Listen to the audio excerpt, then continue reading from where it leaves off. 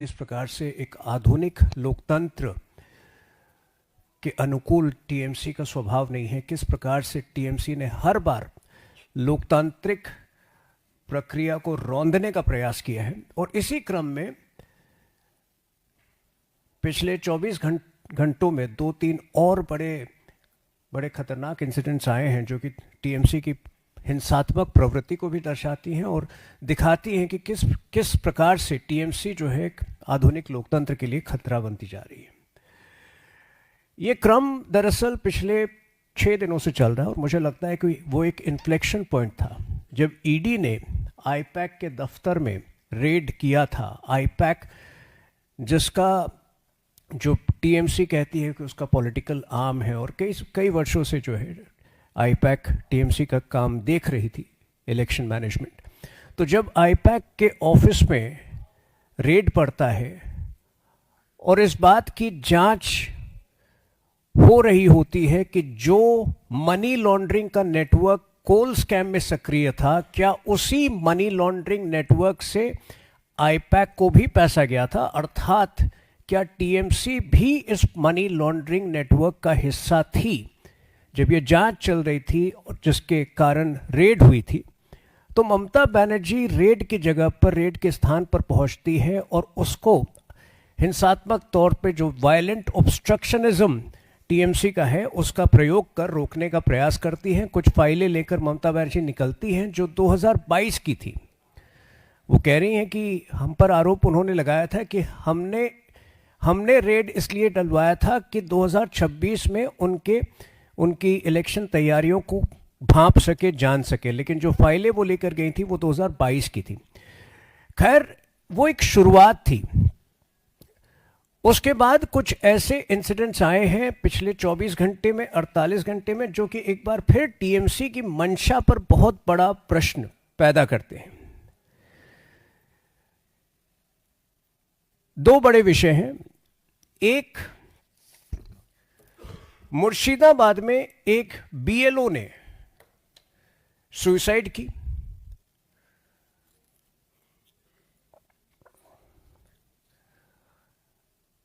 जैसा कि हमेशा टीएमसी करती है, टीएमसी ने आरोप लगाया वर्क प्रेशर उस पर इतना ज्यादा था, इलेक्शन कमीशन इतने प्रेशर डाल रहा था कि बीएलओ ने मजबूरन सुसाइड किया। लेकिन जो तथ्य सामने आए हैं वो इसके बिल्कुल विपरीत है। टीएमसी का एक लोकल लीडर हमीमुल इस्लाम जो है वो बीएलओ ऑफिसर के तौर पे सर्व कर रहा था, उसने सुसाइड की। लेकिन टीएमसी का एक लोकल लीडर बुलेट खान ने उससे 20 लाख रुपए उधार लिए थे, जो कि कई बार गुहार करने के बाद भी वो उस बीएलओ को, हमीमुल इस्लाम को वापस नहीं लौटा रहा था। ऐसी स्थिति में हमीमुल इस्लाम निश्चित रूप से फाइनेंशियल दबाव में था और उस उत्पीड़न में उसने सुसाइड की। बुलेट खान जो है वो टीएमसी का लोकल नेता भी है, ममता बनर्जी का लॉयलिस्ट भी माना जाता है। तो ये निश्चित रूप से ये टीएमसी के एक लोकल लीडर कि धांधली मनमानी से ये सुसाइड हुआ है। लेकिन जो नैरेटिव टीएमसी बोलने का प्रयास करती है, टीएमसी यही नैरेटिव बोलने का प्रयास करती है कि सारे बीएलओ जो है त्रस्त हैं, सारे बीएलओ को जो है वर्क प्रेशर उनसे झेला नहीं जा रहा है और सुसाइड कर रहे हैं। देखिए ये कितना गलत है। सबसे पहली बात, क्या इतना आसान है 20 लाख का आदान प्रदान? कहां से ये पैसे आ रहे हैं टीएमसी वर्कर्स के घरों में कि एक बीएलओ जो था वो 20 लाख दे देता है टीएमसी के एक नेता को, फिर वो वापस नहीं करता है, जिसके कारण जो है उसी की हालत खराब हो जाती है, आर्थिक हालत खराब होती है और फिर सुसाइड करना पड़ता है।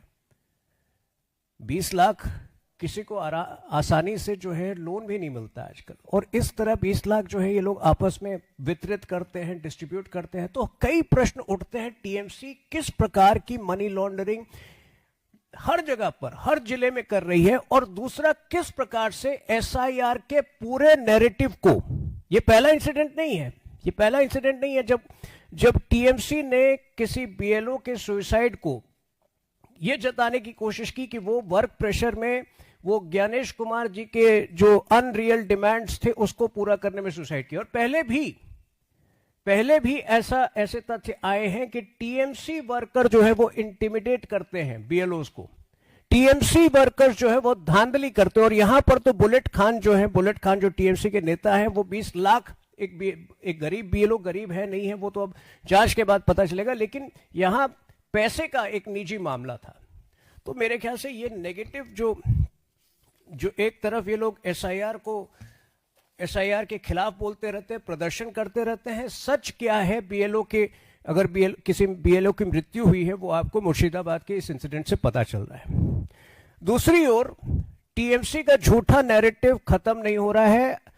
बड़ी तादाद में बर्दमान नवाबदीप रोड पर जब टीएमसी के कुछ लोगों को बुलाया गया एसआईआर की प्रक्रिया में, जो हेराफेरी चल रही थी उसमें सवाल पूछने में, तो उन्होंने पूरा रोड ही ब्लॉक कर दिया। इस प्रकार से अराजकता ये पूरे बंगाल में फैला रहे हैं। दूसरा वाक्य उत्तरपारा से। उत्तरपारा में पिछले हफ्ते एक नाबालिग लड़की की गैंगरेप हुई थी, जिसमें एक टीएमसी का कार्यकर्ता अरेस्ट हो चुका है, 2 अब तक फरार है। लेकिन NCW, national council for women की एक सदस्य जो इस मामले की सच को सामने ला रही थी, उसके डॉक्टर अर्चना मजुमदार, उनके घर के आगे टीएमसी ने प्रदर्शन किया, टीएमसी के कार्यकर्ताओं ने प्रदर्शन किया, इंटिमिडेट करने की दोबारा कोशिश की, गालियां दी, धमकियां दी कि उनको मारा जाएगा।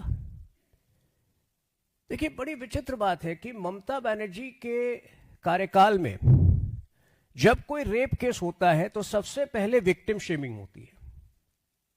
ये तो हम 2012 के पार्क स्ट्रीट रेप केस से देख रहे हैं। सबसे पहले जो है टीएमसी के नेता ही विक्टिम शेमिंग करने का प्रयास करते हैं, ये जताने की कोशिश करते हैं कि दरअसल रेप हुआ ही नहीं। जब समय मिलता है, ये 3-4 दिन जब कल्प्रिट से ध्यान हटता है, तो उसको छुपाने, जो रियल कल्प्रिट है उसको छुपाने का प्रयास किया जाता है।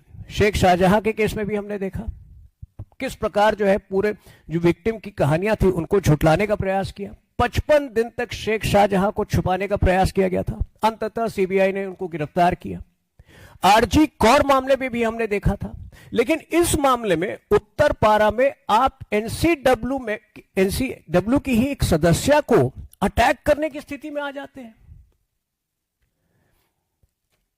ममता बनर्जी के प्रशासन का पूरा रवैया जो है वो एंटी विक्टिम और प्रो कल्प्रिट है। इसी मामले में नहीं, किसी भी मामले में। और ये बड़े सवाल उत्पन्न करता है, बड़े सवाल खड़ा करता है। टीएमसी आज, भले वो आईपैक का मामला हो, भले वो उत्तरपारा रेप केस का मामला हो, या भले वो किसी बीएलओ की मृत्यु का मामला हो, टीएमसी का जो पूरा कंडक्ट है वो एक राजनीतिक पार्टी का कम और एक माफिया एम्पायर का ज्यादा लगता है। ऐसा लगता है कि हर जगह तोलाबाजी, हर जगह कट मनी में इतना कट है इनका हर जगह पर, कि हर जगह क्रिमिनल्स को प्रोटेक्ट करना, अपराधियों को प्रोटेक्ट करना इनके लिए एक मजबूरी भी हो जाती है और इनकी एक फितरत और आदत भी बन चुकी है। इसी पिछले शनिवार को ही जिस प्रकार से डॉक्टर अर्चना मजुमदार को हेकल किया गया, धमकी दी गई कि उनको जान से मारा जाएगा, डॉक्टर शुभेंदु अधिकारी जी पर भी एक जानलेवा हमला हुआ था शनिवार को 8:20 पर, जब वो एक रैली से वापस आ रहे थे। पुरुलिया के पास चंदरकोना रोड, पश्चिम मिदनापुर डिस्ट्रिक्ट में हमला हुआ था। और जैसा कि कई और केसेस में हमने देखा है, पुलिस ने घंटों तक कोऑपरेट नहीं किया था। एफआईआर लॉन्च करने में जो है 3-4 घंटे लगे थे। तो बड़े सवाल पैदा हो रहे हैं कि ममता बनर्जी आखिर बंगाल में, मेरे ख्याल से जब खुद उन्होंने ये वायलेंट ऑब्स्ट्रक्शनिज्म का रास्ता चुना था पिछले गुरुवार को, ईडी के पूरे प्रक्रिया को बाधित करके, मेरे ख्याल से एक इशारा, एक बहुत क्लियर मैसेज उन्होंने सभी कार्यकर्ताओं को दे दिया है कि मोबोक्रेसी, डेमोक्रेसी से हटकर अब टीएमसी आने वाले समय में जब तक चुनाव नहीं होते हैं, मुझे लगता है कि टीएमसी को भी जमीनी हकीकत पता है, किस प्रकार से लोग आक्रोशित हैं, किस प्रकार से एंटी इनकम्बेंसी चरम पर है।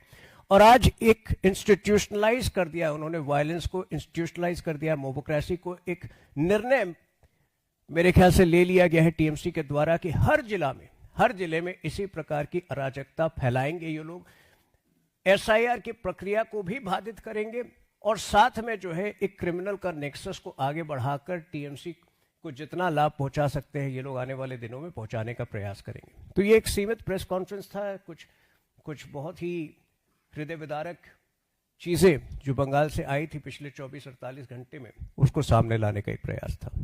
धन्यवाद।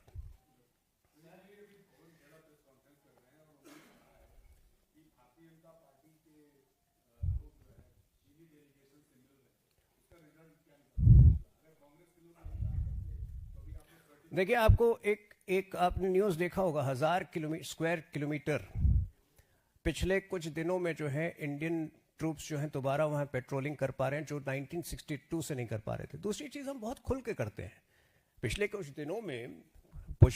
दिनों में फ्लाइट्स भी आरंभ हुई हैं, ट्रेड पर भी बात चल रही है। हम चोरी छुपे कोई ऐसा एमओयू नहीं करते हैं जो सालों साल जो है हम जिसका जवाब नहीं दे पाए।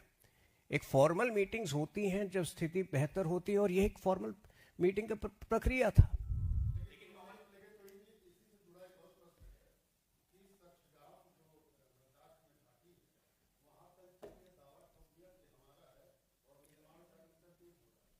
देखिए, इस पर एक विस्तृत प्रेस कॉन्फ्रेंस बाद में होगा, लेकिन जो पहले की स्थिति थी आज से 1 साल पहले की, उसकी तुलना में आज स्थिति बहुत बेहतर है। और जब चीजें बेहतर होती हैं तो स्वाभाविक है, अगर कोई मीटिंग हुआ है, कोई चोरी छुपे थोड़े हुआ है। हम बंद फाइल में एमओयू में क्या है अगर कोई पूछेगा 15 साल बाद, तब भी हम जवाब नहीं दे पाएंगे, ऐसा हमारे साथ नहीं होगा।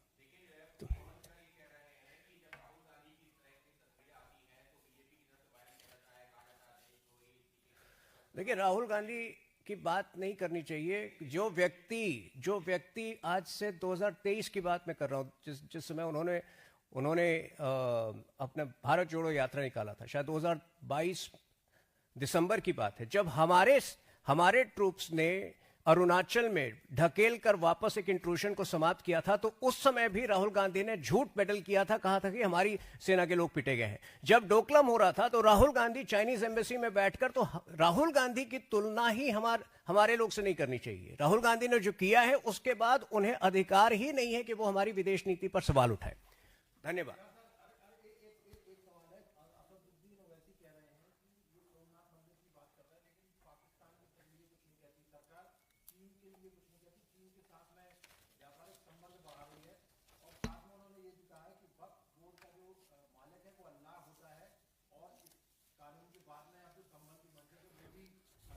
देखिए, जब आक्रांताओं के विरुद्ध देश खड़ा होता है तो असादुद्दीन ओवैसी जैसे लोग बड़े प्रताड़ित होते हैं, तो उनको स्वप्न देखने दीजिए। जो वो कहते हैं हिजाब वाली महिला प्रधानमंत्री बनेंगी, तो मेरे ख्याल से सबसे पहले उनको केवल अपने पार्टी का कमान किसी हिजाब पहनने वाली महिला को देना चाहिए, उसके बाद राष्ट्रीय विषयों पर बात करनी चाहिए। धन्यवाद।